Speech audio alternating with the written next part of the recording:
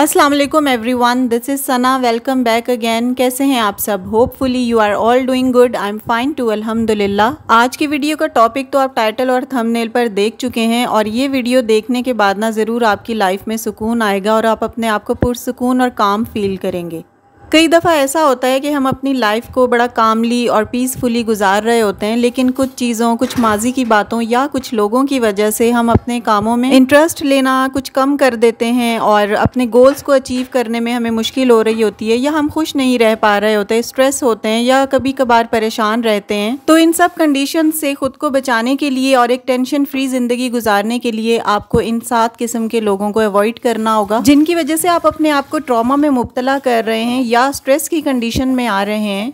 तो इन 7 किस्म के लोगों में से जिनको आपने अवॉइड करने की कोशिश करनी है और उनके और अपने दरमियान में कुछ हेल्दी बाउंड्रीज क्रिएट करने की कोशिश करनी है। इनमें टाइप नंबर 1 है एनवियस पीपल। ये ऐसे लोग होते हैं जो आपसे थोड़ी सी जेलसी रखते हैं। अगर आप कुछ अच्छा कर रहे हो या किसी भी चीज़ की, किसी सक्सेस की पीक पे जा रहे हो ना, तो ये बिला वजह आपसे जेलस होते हैं और आपसे एनवी रखते हैं। हालांकि आपने उनका बिगाड़ा कुछ नहीं होता, लेकिन वो फिर भी आपसे एक किस्म की जिद रख रहे होते हैं, क्योंकि वो चीज़ हासिल नहीं कर सकते या वो काम नहीं कर सकते जो आप कर रहे होते हैं। तो बस इन सब चीज़ों का एक बहुत ईजी सा सोल्यूशन उन्हें यही नज़र आता है कि आपसे हसद करें, एनवियस रहें, आपके लिए अपने दिल में एनवी रखें, लेकिन बज़ाहिर उनका ट्रीटमेंट या उनका बिहेवियर आपके साथ बिल्कुल नॉर्मल होता है। Now coming to the second type of people that you must avoid to make yourself happy. People who don't support you.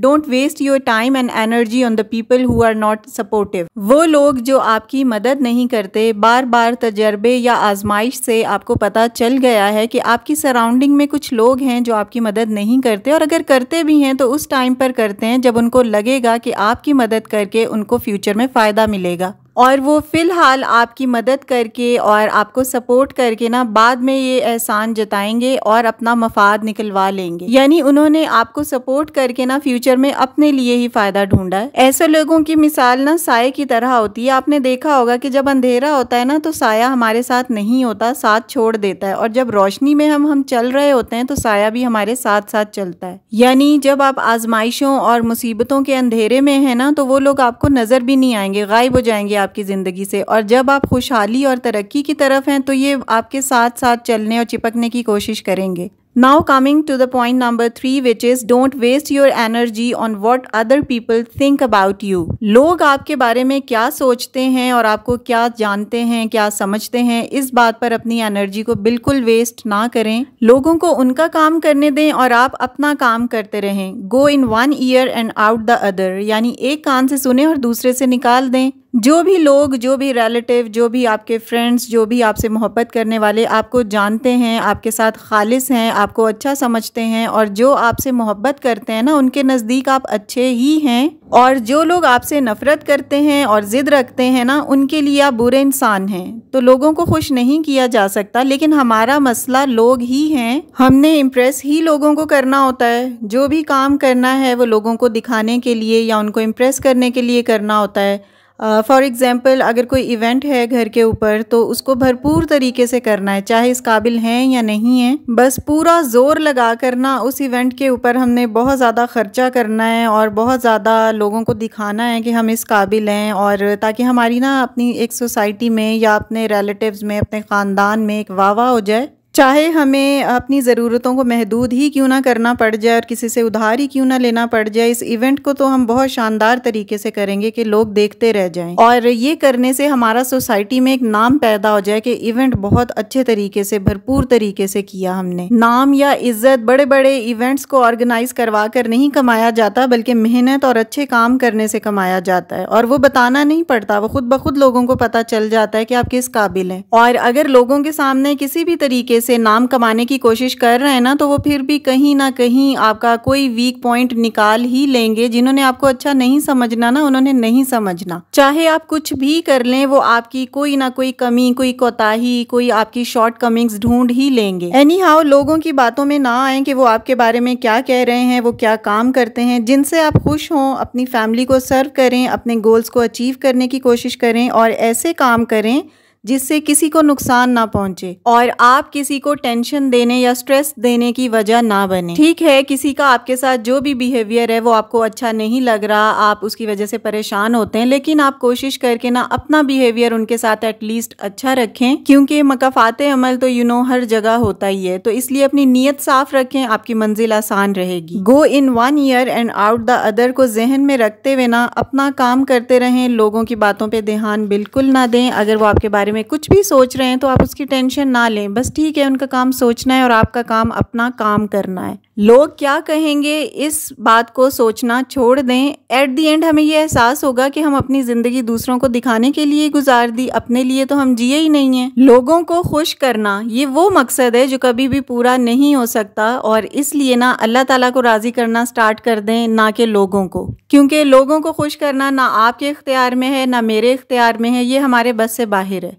और ना लोग खुश होने वाले हैं। Next point is don't be stressed by the people who need you occasionally, यानी वो लोग जो बस वक्त पड़ने पर ही आपको याद करते हैं, यानी उनके पास कोई नहीं है तो उनको आप याद आते हैं, और जब वो महफिल में या ग्रुप ऑफ पीपल या किसी गैदरिंग में होते हैं ना तो उनको आपका पता भी नहीं होता, क्योंकि उनकी नीड पूरी हो रही होती है। बस जब उनको आपसे मतलब होगा, किसी चीज की जरूरत होगी, तब वो आपको याद कर लेंगे, अदरवाइज उनको आपका पता भी नहीं होगा कि आप क्या हैं, कौन हैं, कहाँ और क्या कर रहे हैं। That's it. Next type of people that you should avoid is manipulators, जो अपने फायदे के लिए आपको इस्तेमाल करते हैं। They treat you and behave you like a friend. Manipulators असल में होते क्या हैं? They are usually very good at reading emotions but use that skill to pick up your weakness and take advantage of you. उनको आपकी ना weaknesses का पता होता है, आपकी कमजोरियों का पता होता है जो आपकी पर्सनालिटी में होती हैं, और उन्हीं को मद्देनजर रखते हुए ना वो अपना फायदा आपसे निकलवा लेते हैं। नेक्स्ट टाइप आती है विक्टिम्स की, जो हमारी सराउंडिंग में बहुत ज्यादा मिल जाते हैं। मतलब वो बेचारगी का रोना रो रहे होते हैं, खुद को बेचारा कहते हैं क्योंकि वो खुद कुछ कर नहीं पाते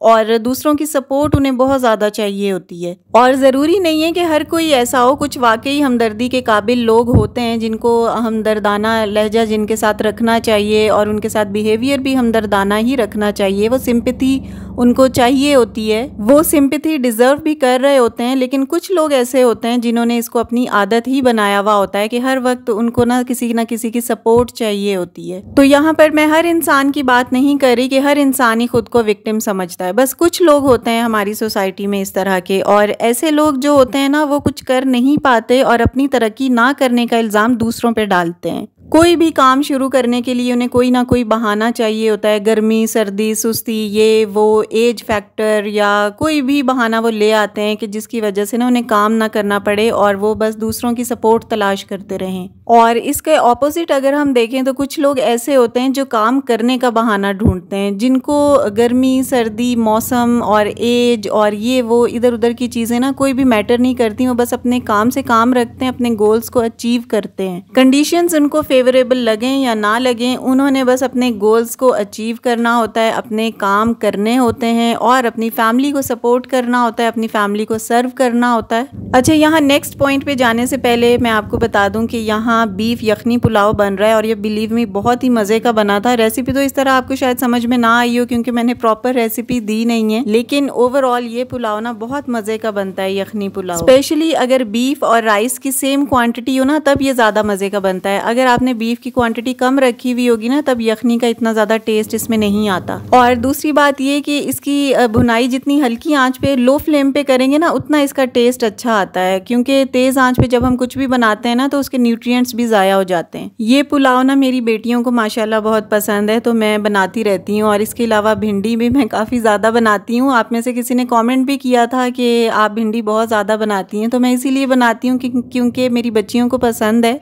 और सीज़न भी है, तो कोशिश करके जो सीजनल वेजिटेबल्स और फ्रूट्स होते हैं ना उनको ज़्यादा से ज़्यादा कंज्यूम किया करें। तो बस इसलिए आजकल भिंडी की थोड़ी शामत आई हुई है, क्योंकि बच्चियों को भी पसंद है, मुझे भी पसंद है, और मैं वही ज़्यादातर खाने बना रही होती हूँ जो मेरी बच्चियाँ पसंद करती हैं या मेरे हस्बैंड को पसंद है। हमारी चॉइस तो एक साइड पे ही रह जाती है। और मैं आप लोगों के सब कमेंट्स पढ़ती हूँ। आप लोगों में से किसी ने कहा था कि आप भिंडी बहुत ज़्यादा बनाती हैं, तो उसका जवाब भी होप कि आपको मिल गया होगा। अच्छा, यहाँ पर मैं यखनी पुलाव को दम लगाने वाली हूँ और इसका इसका अरोमा भी बहुत ज़बरदस्त था। अभी आप एंड पे इसका रिजल्ट भी देखिएगा। बहुत ही डिलीशियस एरोमेटिक किस्म का ये पुलाव रेडी हुआ था माशाल्लाह। और साथ मैंने इसके दही फुल्कियाँ भी बना ली थी। पुलाव वगैरह या किसी भी टाइप के राइस के साथ ना ये दही फुल्की बहुत रिफ्रेशिंग लगती है। वैसे तो मैं प्रेफरेबली दही बड़े घर पे बनाती हूँ, लेकिन गर्मी बहुत ज़्यादा है तो मैंने सोचा कि बस दही फुल्की पे ही गुजारा करते हैं। मौसम थोड़ा सा चेंज होगा ना, फिर दही बड़े घर पे बनाऊंगी इंशाल्लाह। इसकी रेसिपी मैं काफ़ी दफ़ा आप लोगों के साथ शेयर कर चुकी हूँ, जो घर पे दही बड़े बनते हैं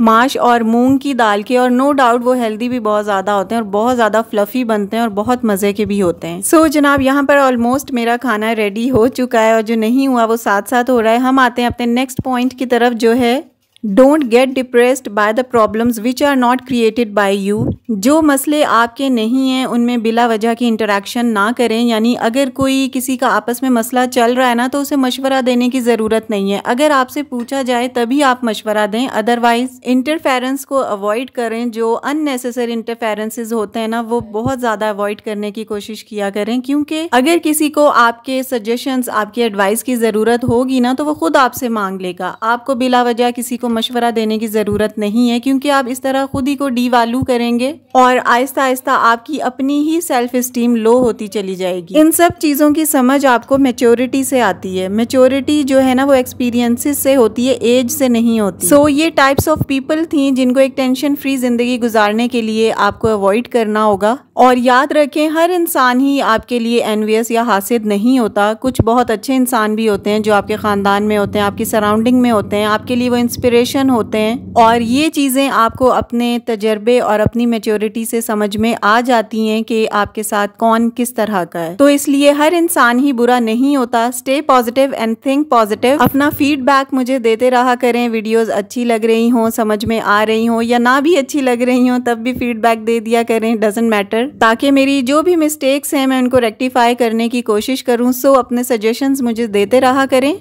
वीडियो को यहीं पे ख़त्म करती हूँ। अच्छी लगी हो, आपने कुछ लर्न किया हो तो लाइक कर दीजिएगा। And if you are new on my channel, please do subscribe. See you very soon in the next video इंशाल्लाह। Till then stay happy, stay fit and take very good care of yourself. अल्लाह हाफिज़।